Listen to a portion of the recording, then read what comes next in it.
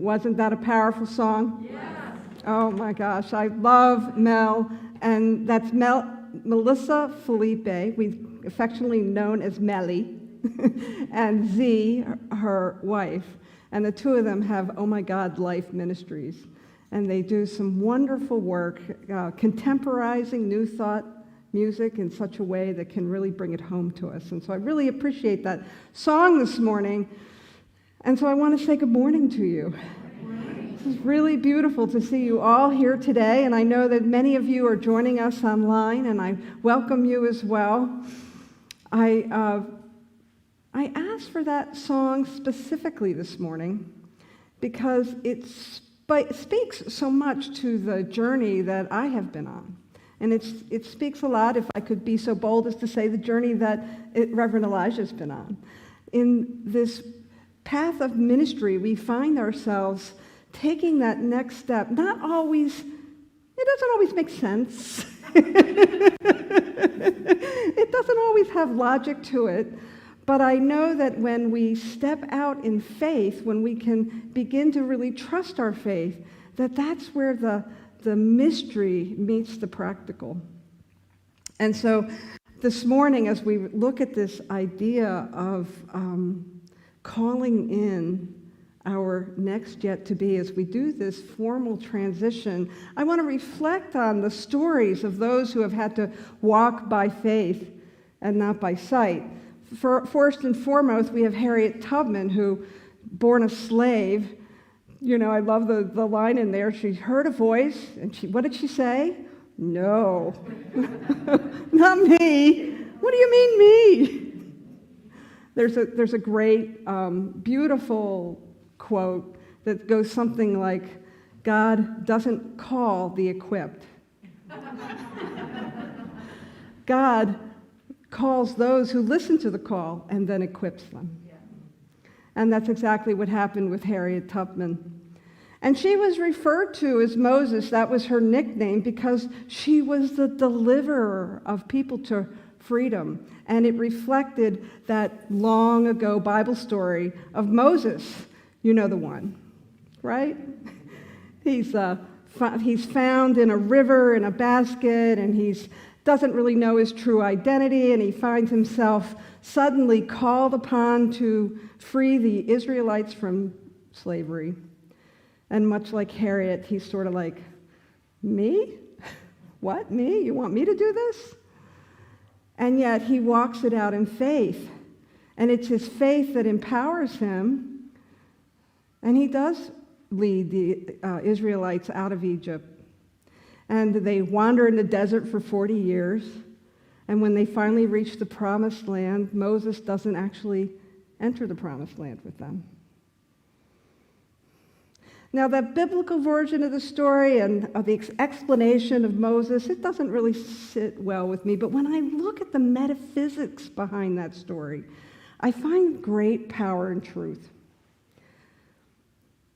Moses represents the law. And we teach here in Centers for Spiritual Living and in the Science of Mind movement that the law is this thing that knows the how to every what we can come up with. And so if we look at Moses as this representation of the law, we know that Moses, the law, just simply said yes. He was consistent in his application of the power. He was consistent in his duties to help to free the Israelites. And as they wandered around the desert, they grumbled a lot, they complained, and they whined a bit, but he stayed consistent to what it was he was there to do, and that was to bring freedom to his people.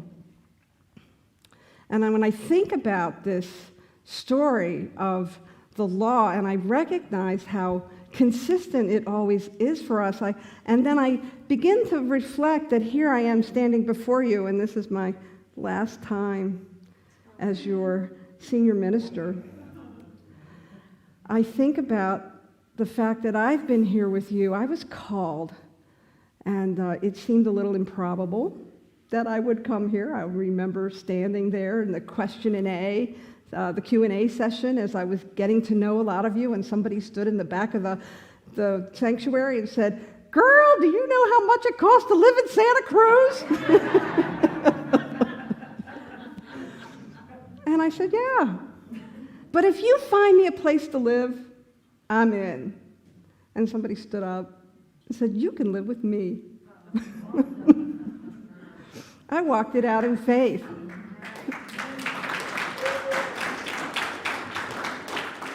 And I knew that my calling was to come here and to help ground this community, to really help to reinforce the existing, beautiful, powerful foundation that you already had.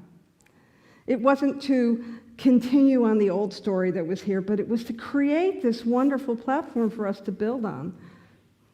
And we've done that over the last almost 4 years.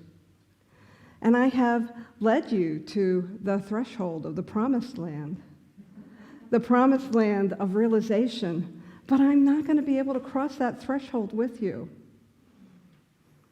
So now I'd like to invite Mavis Musatelli and Debbie Bratby to come forward. Mavis is the board president who hired me, and Debbie is the board president who hired Elijah. Thank you, Elijah. And they bring forward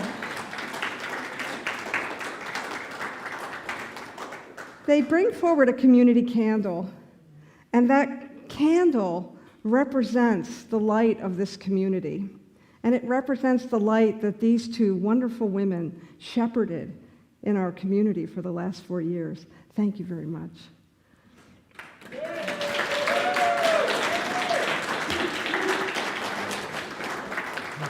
The really cool thing about a candle is that it has a single light, and yet at the same time, you can light your own candle from it, and it doesn't diminish that light. It spreads that light. It strengthens the light. It broadens the light. And what I know is that it's been my privilege to be part of your light for this last 4 years. But my time is complete, and it's time for me to share that light with another. Ooh. Uh-oh. Okay, I got to do this, right? Blow it out. So it's time for me to share the torch, to pass the flame of love and community to Reverend Elijah. For I know that his light will burn strong and bright, as will yours, as my time is complete here.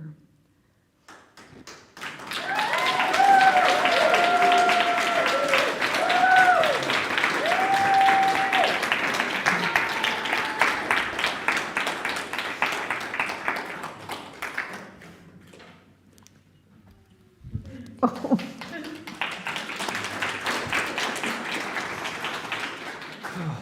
Thanks, Alice. Thank you. Uh-oh. Well, good morning. Here we are. Ernest Holmes says that there is a presence that goes before each one of us, that makes the way easy and clear, that tells us when to act, what to do, what to say, when to do it. Jean Houston calls that the lure of becoming. That there is something in front of each one of us that is always calling us, saying, "Come, be me." And I believe that from the moment each one of us is born, perhaps even from the moment of the Big Bang of the universe, each one of us heard a call that said, "Come, be me," that called us into creation, that called us into existence. And then every step of our life, that presence, that path, that lure of becoming is always saying, "Come be me, come be me." And it shows up as our dreams, it shows up as our desires, it shows up as our callings, as our irritations, as all of the things that cause us to move through our path. And that we're constantly being pulled by something that is saying, "Come be me." And I believe that for most people, that presence is standing out in front of us like this, saying, "Come be me, I've laid out this pathway." And most of the time, it's standing here like this, and it goes like this.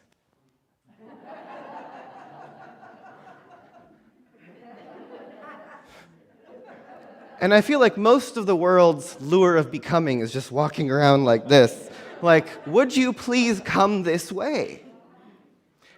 And so often we get in our own way. So often we stand in the middle of that path and say, no. But when we say yes, everything changes. Because the path is already laid out in some way. In the possibility of the universe and the fabric of space-time, the path is there. There's many paths, but it's up for us to follow which one. And I know that I was 12 years old at a Baptist summer camp, and I had my first really potent experience of being visited by something. And I knew that night that my life was about ministry. My mom and my Nana both say that they knew that before I was born. My whole life has been about following this self who's been saying, come be me.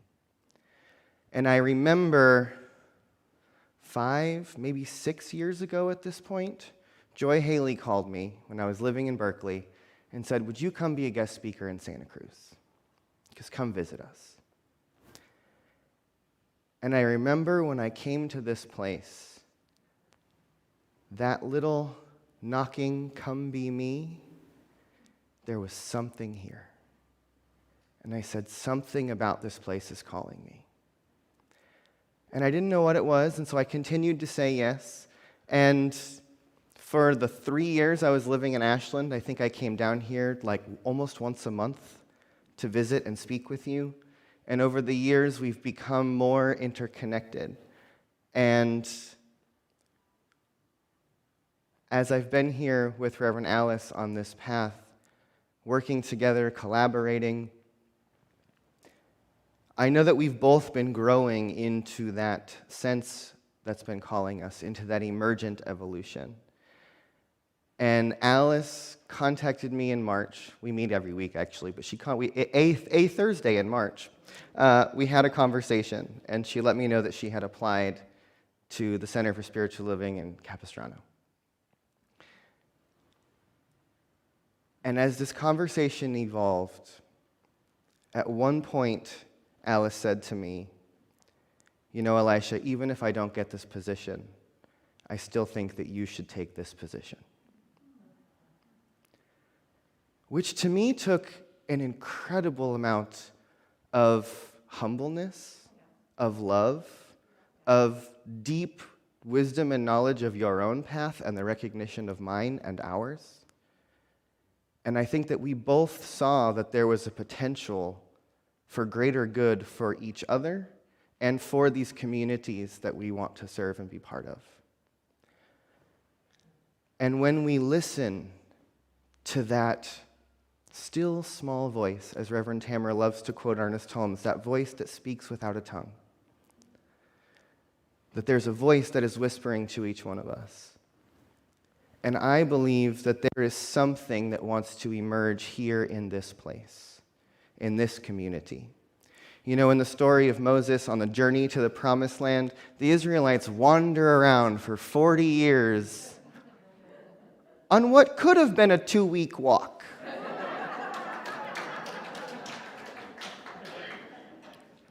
To eventually get to where they were going. But a lot had to change. They had to suffer through much. Some people had to leave. Some people had to be born. The entire story had to change. And yet they were wandering around in circles for 40 years in order to get to that point of letting go and arriving at the destination that had been calling them all along. We are free to wander around in circles.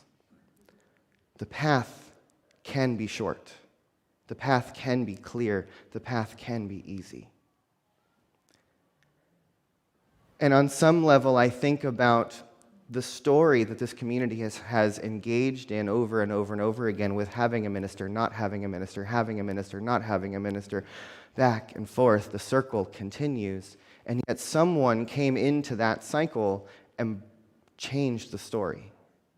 healed the relationship, and opened up a new possibility for the story to emerge again in a different way. And I believe that now we're standing at the threshold together of a new story, which we've actually been saying for the last year and a half or 2 years in much of the meetings that happen in this church, in this center. We've been talking about, we're calling in a new story. What if this is it? What if this is the beginning of a new story? And I spent much of the day watching the live stream yesterday of the gathering of indigenous tribes from around the area to remove the mission bell from downtown Santa Cruz. And it was such an incredibly powerful event. And one of the things that I heard was a call to become people of this land. And to me, what that means is to be a people who have a relationship with the earth, the local community around us, the ground we stand on, the history of the land we stand on. That we are connected to the ancestry, that we're connected to the history, that we acknowledge the truth of this place. And we seek to honor it, and we seek to become it, and we seek to be a place that is a living expression of harmony with life. And we often claim in Center for Spiritual Living that our vision is of a world that works for everyone. And I believe that in a big way, the invitation that I see in front of us as a community here at CSL Santa Cruz is to say, you know what, a world that works for everyone might be a really big idea and a great dream, but what would it look like if we took this 1 acre of land that we have the stewardship of, this building and its programs, the people who walk through these doors and the communities that surround us and the peoples whose land on which we stand? What if we found a way to take this 1 acre and build a template, an example of what a world that works could look like? And we did it little by little, bit by bit, starting here on the ground, honoring the peoples whose land we stand, beginning to grow food, beginning to build community in a new way. What does it look like to become stewards of this place in a whole new way? And so I think that there is something calling us.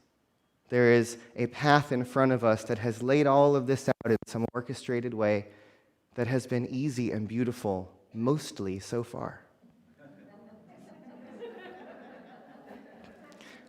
Let it continue to be so. And so I just want to say how incredibly excited I am for the beginning of our journey together and to see where we walk this path out and how it shows up. And to me, this is also about looking at how we each fit into this bigger picture. And the thing that I believe is that there is a still small voice, that there is a path, that there is a presence that's calling each one of us. And in that calling, each of us holds a piece of a puzzle. And if we all say yes to our individual piece, then we can start to build the big picture together and see what it is that's calling us forward. And so I would like to invite the other ministers and practitioners to stand and surround the room. And I want us to use our time of closing prayer as a time of activation. We've called this morning our calling in ceremony. And I just want you to close your eyes for a moment and just think about this idea that there is a path, that there is a presence, that there is an energy calling on each one of us, calling this community. And it's saying, come be me. And if you just lift your hands up a little bit and just reach your hands out. And just imagine that that presence is right in front of you, trying to reach out and touch your hands. And it's just saying, come be me. Come be me. Make one step, make one choice today to follow this a little bit. And as you imagine that presence is calling you forward, just imagine where it's going to lead you individually, this community, and our world, should we choose to listen to it. And so I want you to take a deep breath in and let go. Another deep breath in. And let go. One more deep breath. And let go. And in just a moment, I'm going to invite us into a moment of prayer, of calling in. But this time, I want to invite anyone who feels so called to speak out loud a prayer, a chant, a tone, words of affirmation, anything that you feel called to speak into this room as that which you are calling in for yourself, and that which you are calling in for this community, or that which you want to call in for the world. We're going to take the next 5 minutes, 4 minutes, to just speak into the room out loud that which we are calling in, everyone, all at once. And however that comes out, it could just be an om, it could be a prayer of any kind. So everyone, take a deep breath in and let go. And let's speak these words together. Here we go. Begin. And so right here and right now, I claim, know, and declare that there is only one life, that there is one seamless presence that is living and breathing throughout the entirety of the universe. I call it God, but it is simply energy. It is life. It is evolution. It is that eternal presence that is living and breathing in all things, saying, "Come, be me," that has driven all of evolution for the last 14 billion years. Let us allow it to continue to flow through each one of us right here and right now, as we remember that we are a place where evolution is unfolding, that each one of us is a place where the Spirit of the living God is manifest here on earth, that each one of us is a place where choice happens. And so let us choose to say yes. Let us choose to participate in that which is unfolding in front of us. And so I speak a word of permission for every person in this community, in this space that we call Center for Spiritual Living, to open up and say yes to that which is calling them individually. And let us open collectively to say yes to that which is calling us forward as a community, so that we can remember that there is so much here to celebrate. There is so much that is seeking to bubble forth into our experience, waiting for us to say yes. And so let us remember that there is indeed a power for good in this universe that is so much greater than we are, that it is moving through all things. And so let us remember that if we can, if we are ready, we can let go, we can surrender, and remember that that is paved before us, and that we can walk it with ease and flow. And remember that all is truly unfolding as it should, if and when we choose to say yes to that which is truly calling us. And so for all of this and so much more, I add a great big word of yes by saying, and so it is.